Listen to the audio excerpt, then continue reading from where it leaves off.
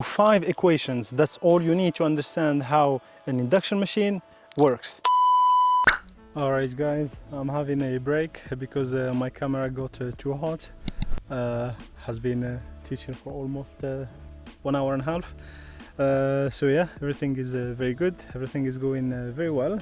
I can show you a little bit the VIP access, so I have been writing down the equations. So beautiful and inspiring place. Sometimes I see some people walking here. They kinda wanna interrupt me and ask me questions, but they see I'm so focused, they just leave. But anyway, yeah, I'll wait a little bit before my camera cools down, and yeah, then I'll continue.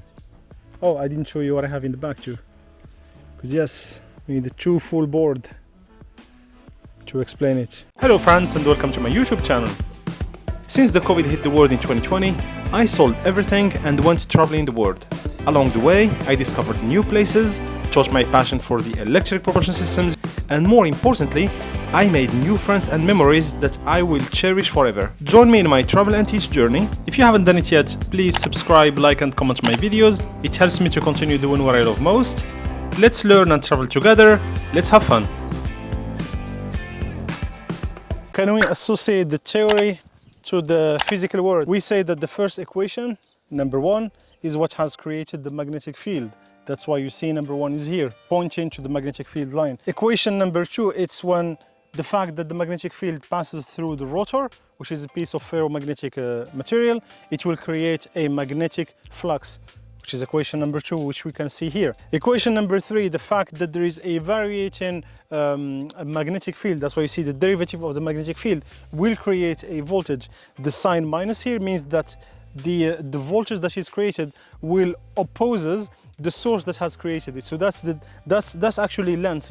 We call it like Lenz-Faraday, right? So this is the law of Lenz-Faraday. So the electromagnetic force that was created will oppose the source that has created it. So what has created the electromagnetic force, which is a voltage, is the flux coming from the stator. Well, it will opposes that. And this is interesting because we want the rotor to oppose the stator so the rotor can rotate. Equation number 4, the fact that we have a voltage within the rotor part, which is made of square cage. You remember the copper bars? Then in this case we will see a current. A copper bar supplied by voltage is like a resistance. You will have a current circulating there. Equation number 5, Monsieur Pierre-Simon Laplace, again another French, said that if you have a conductor where there is a current passing through a conductor, if you take that conductor that has current and you expose it to a magnetic field, which in case we have, because the magnetic field comes from the stator, that conductor will see a force. If this is the conductor passing and there's a current on it, I put it here, the conductor will turn. The force is here, is expressed in the equation number 5. That's why you see number 5 here. So in this case, you can link the theory to the physical world. Did you notice something? I started by saying that most of the electric machines in the industrial world are like made of induction machines because people love them. They are so reliable. The maintenance is very low. I also say that they have 3-phase. That's why I wrote ABC. So 3-phase for the induction machine. Is this a 3-phase machine that I draw here? This is a monophase, and the reason why I did that is there is no need to dive into immediately the 3-phase things. It's way too complicated to start with it. I wanted to start with a monophase machine to explain the fundamentals of how we go from electricity to something rotating. So this is a monophase machine. How many pairs of poles we have here? We have 2 poles. So how many pairs of poles? It's 1. What will be the speed of the rotor? If I tell you that the frequency, we say that the power supply of the stator is AC. If we say AC, then the frequency is different from 0. What's the frequency of DC voltage? Is 0. There is no, it's DC. Okay, first things first. The unit of frequency is hertz. What is hertz? Hertz is round per second. You see when you say RPM, round per minute, the hertz is round per second. So the electric current you have here have rounds per second. So if I tell you I'm supplying the machine by 50 hertz, for example, F is equal to 50 hertz. My question to you, what is the speed of rotation, the mechanical speed? Because again, what will rotate this part is the stator, is the electricity. I assume the frequency of rotation of the rotor is somehow linked to the frequency of supply of voltage. The equation is the following. N is the speed of rotation of the rotor in RPM. Okay, so N is in RPM. It's equal to the frequency multiplied by 60 divided by P. N is in RPM. The frequency is rounds per second. So this is round per second. The 60 you see here is to compensate for the minutes here. That's why there is a 60 here. Divided by the pairs of pole. Here we said we have one pair of pole. P is equal to 1. How much is 50 Hertz multiplied by 60? Is 3000 RPM. So if you have an induction machine supplied by 50 Hertz, it will rotate at 3000 RPM. Not really true, because the induction machine has something called the slip, which is between 2% to 10%. Okay, spoiler alert, because this is what we will see in the next video. The rotation speed will follow this equation, then you will have 3000 RPM. But do you know that the rotor will never rotate at 3000 RPM? Why? Because the induction machine has something called the slip. So where is the slip? Let me show you something. We say that the reason, like if you follow my sequential here, the reason why the machine will even start rotating, look at this, number 3. The rotor will need to see a magnetic flux that is varying. It will need to see a variation of flux. The flux is coming from the stator. Now, if the rotor starts to rotate at the same speed as the flux, the electric currents, then the rotor will not see anymore any variation of flux. For the rotor, the variation of flux will be 0. It's like if I'm standing like this and you are running, do I see you variation or not? Yes, I see you moving. But if I start jogging at the same exact speed as you, I will see you like stationary, because you and I are jogging at the exact same speed. It is the same thing here. If the rotor starts rotating at the same speed as the electric current frequency, then there is no more variation of flux. Then the machine will stop moving, because the reason, as I explained this here, the reason why the rotor will even start to rotate is mainly because all of these equations, and one of these equations is this one, the variation of the flux. If there is no more variation of flux, there is no more voltage. If there is no more voltage, there is no more current within the rotor. If there is no more current, there is no more Laplace force. Therefore, the rotor will stop rotating.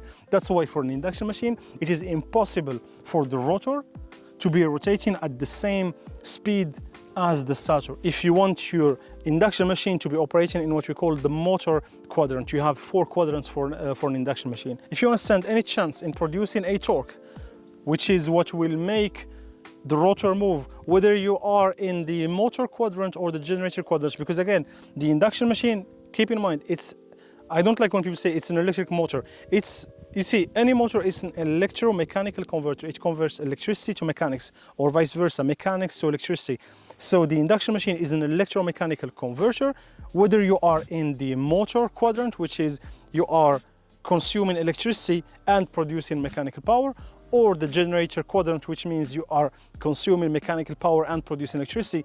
Regardless which mode is it, the rotor cannot be rotating at the same frequency as the stator. There needs to be a difference. That difference is what will create a force. You can use this force to your advantage, either to rotate the rotor, to rotate the machine and do like motoring operation, or to generate electricity. However, the rotor speed can only be different from the stator speed. If the rotor is rotating at the same speed as the stator, we call it the speed of synchronism, of synchronization speed. If both frequencies are the same, the force is equal to 0. There is no torque. The active power of the machine will be and can only be equal to 0 if the rotor speed is equal to the frequency of supply of the stator.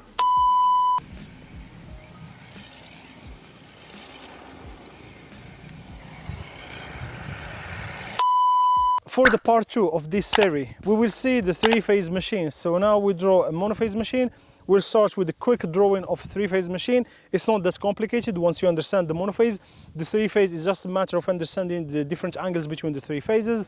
Then we will go into the mathematical modeling of the induction machine with the main equations that you need it. Why we need to model mathematically an electric machine? Because an electric machine is a piece of metal. How do you want to talk with it? How do you want to communicate with it? The only way humans could communicate with such things electric machines is via mathematical equations. That is our only way. So we'll put the main mathematical equations, the voltage, the current, the torque, the flux, etc. Once we understand these equations, then we can implement them in the software, in the control and automation software. And that's where the fun starts, because you will start linking the pure physics to the software, which is control and automation, which is more related to the performances and the safety of the entire electric propulsion system, not only the machine, but this is the heart of many of the complex systems that we have today, whether it's a train, a ship, a plane. Like the number of vehicles and the means of transport that we use, having electric machines is truly countless. It's literally everywhere where you need to rotate something and where you will need a high reliability and less maintenance, which means almost every customer wants that. Into that requirement of reliability, there is nothing in the entire electric machines world that can beat the induction machines, at least for now. Maybe in the future we'll see something more ingenious, more creative, but this is what Mr. Nikola Tesla has patented in the year 1888, almost 133 years ago, and it is still the most dominant electric machines that we have until today. Because unlike all the other machines, he came up with something that is so ingenious, not about the stator part. In fact, the synchronous machine has a similar stator, but more the rotor part with the square cage, the copper bars with the wings, with the rings connecting them on the sides, all submerged in a ferromagnetic material. No connection, no coils, no windings, nothing. And it rotates without any electric connection. Only a genius like him could come up with something like this. Don't miss the next video. It's gonna be part 2 about mathematical modeling of the induction machine. I'll fix a rendezvous to you this afternoon. See you later. Head up in the clouds.